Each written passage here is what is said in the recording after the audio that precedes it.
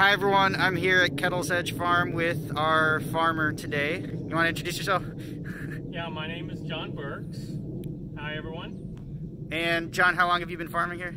Well, I've been here since late 2007. I started actually growing some grapes in just a small family garden in 2008. And then in 2011, I actually created what I would consider a market garden farm, and have grown it since then.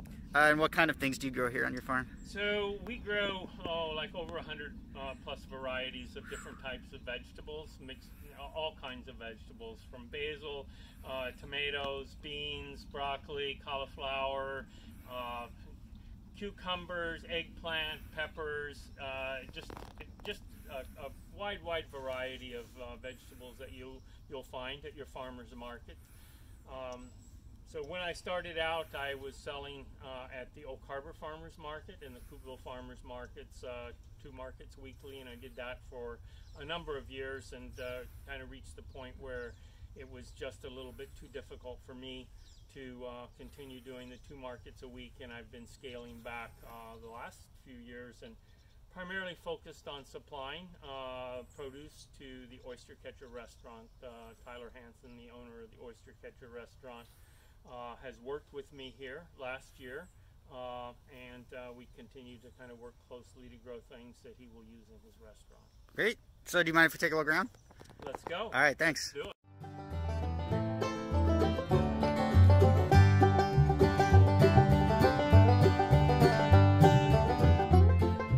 So where are we here? Explain what's going on here. So we call this the Little Hoop House. We set this up, I think it was in like 2015, and this is in early spring when I start all my seedlings in my barn. I've got a space in my barn where I start seedlings up from just seed, and once they have developed far enough along to move out of the barn and further develop, I move them into this little hoop house in the early spring. And it'll occupy successions of plant starts up through the season. But now here in the late summer, fall, I harvest my shallots, the red orbs that you see in here. Those are all shallots. The variety is called Emperor. And so I harvest them and bring them in here to dry and cure. And I have a storage onion, a yellow storage onion here that's the Cortland variety. And we've got all those in here curing now, and we'll once they've dried out and cured, we'll clean them up and get them ready to go to market. And we've got some pumpkins. The big warty pumpkin is something that Tyler Hansen at the Oyster Catcher was interested in. It's called Gallo de Signs. First year I've grown it, and I've never had it, tried to eat soup or anything from it, but I think that's Tyler will plan to make some kind of a soup from it. They're beautiful pumpkins. Yeah. They're really cool. It's amazing how big they get, and it's kind of interesting to watch them develop and see the warts form. Great, thank you. Yeah.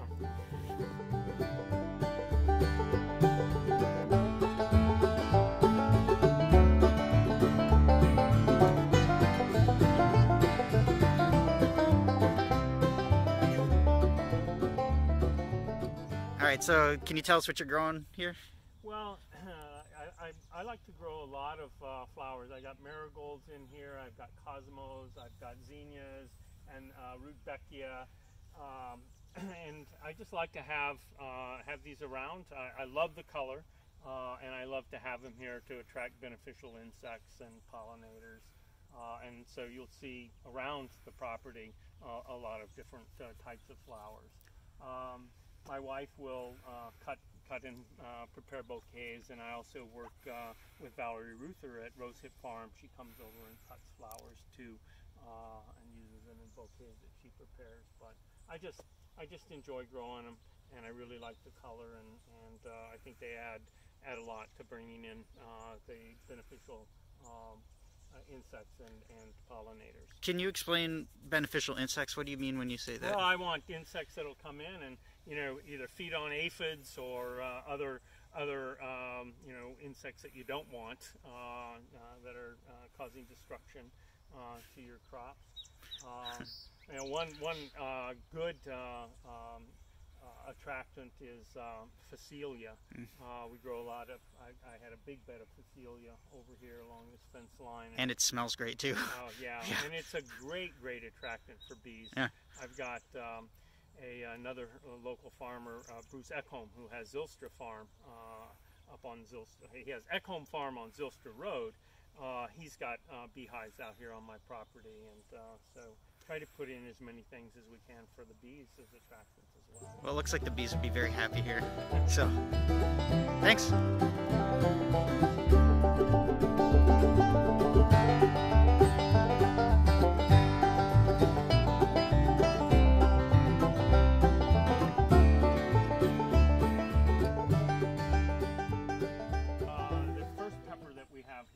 Sweet heirloom pepper, Jimmy Nardello, and they're just really starting to ripen up now. They should turn nice and red when they're ripe, and it's a really good sweet pepper, particularly to saute.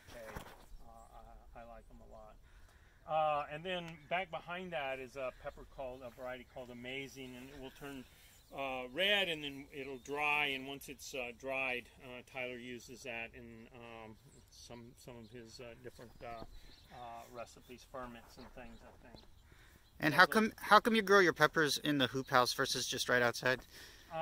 So they need a warm climate to develop and ripen. And here in our region, particularly where I'm located here on Whidbey Island, this is a really cold, cooler region. So to get these things to develop and ripen before the fall comes, you need to utilize capture the heat in these tunnels. One of the challenges is being sure that it doesn't get too hot as well, because if you leave the sides down on this, leave it fully enclosed, and the sun comes out on a August day, it'll get over 110 degrees inside. And will that kill the plants in there? It shuts down their production, and it can cause, I think, ultimately some problems with disease on the plants as well. And I failed to open these up a couple of times this year in a timely manner, and I do have some disease problems. What are these? These are these purple ones right here? Okay, this is, it'll turn red. Or red, you can see it down here. This is called Czech Black, and it's a hot pepper, and this is one that Tyler uses a lot to make some of his hot sauces. Is it have a pretty high heat level? Not as, I don't think as high as like a jalapeno, but okay. It's got a good bit of heat to it. And how long have these been in the ground? Well, I was a bit late starting this year. I put them in at the end of May, and I really would have liked to have had them in, at least 2 weeks, maybe even 3 weeks earlier. So they've been almost 5 months now. Yeah. It's amazing. Yeah, and they were the starts were maybe a little bit smaller too. I did not pot them up, so they were a little bit smaller than what I've had in the past, and they're a little slow developing. Okay, you got these little red ones right here. These are Caparino. Some people call them cherry bombs, but they're kind of sweet, but they do have some heat to them. So I was trying one the other day, and it's got this nice kind of sweet flavor, but then you get that heat afterwards on your lips, and it surprises you. Yeah. And then you can see this is where I'm having problems with. You can see these spots like this on the peppers here that shouldn't be there. Well, the plants look really healthy, really beautiful. And the cayenne behind that is a cayenne variety called Red Rock, and it's the one that's shown the biggest problems. It's just I really don't know quite what's happened there. It's something I need to research a little bit more, I think, but the plants really have a problem. I can see you've got a lot of flowers here too, right next to the hoop house. Yeah, probably attracts a lot of those insects. We got I had some different things in here. Just I just like the variety.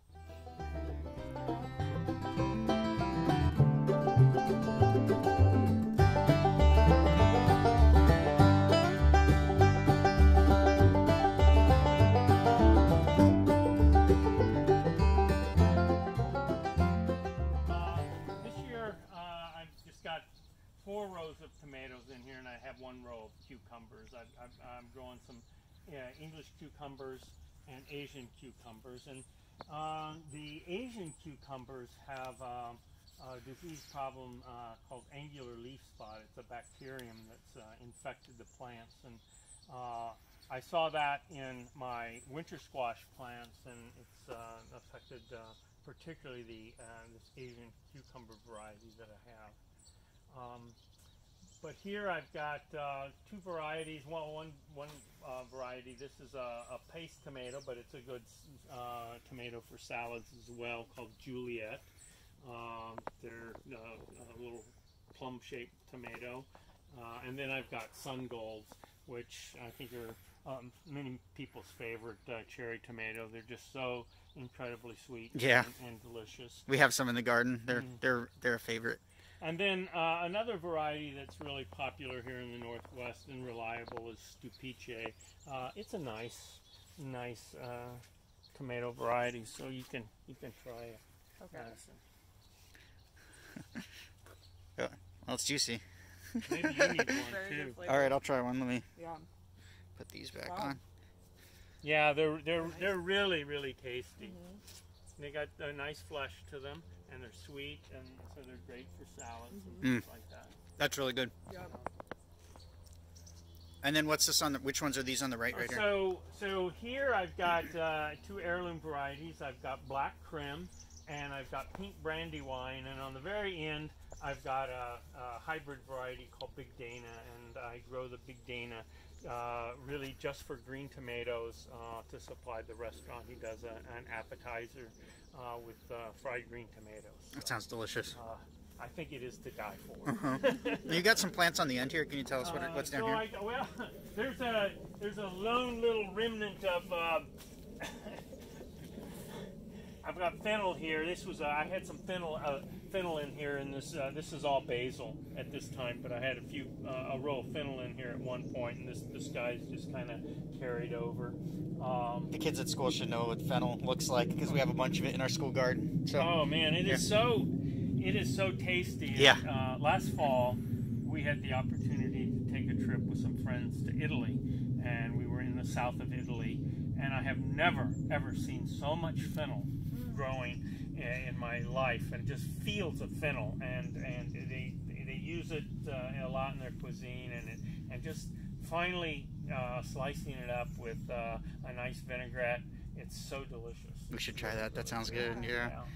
And then I do have, in addition to the Black Krim, I've got Cherokee Purple. That's another heirloom variety that's real popular. That's on the second row over there. And at the very far end, I've got a variety called Juan de Flame. That's kind of a golden orange, smaller tomato, but it's really got a nice citrusy flavor to it. I like it a lot. That sounds nice. So now, Connected Food had some of your tomatoes in their meals recently? Oh, Connected Food. Coupeville Farm, the Coupeville School District. Yeah. Yeah. They did. I took a bunch of tomatoes to Andreas, and he picked up some more, and so I think he did a salad kind of with tomato and was it mozzarella and maybe basil and stuff. Yeah. So if you guys had tomatoes, there's a good chance you had some of these tomatoes that are in here in the greenhouse. Yeah. All right. Thanks, John. Great.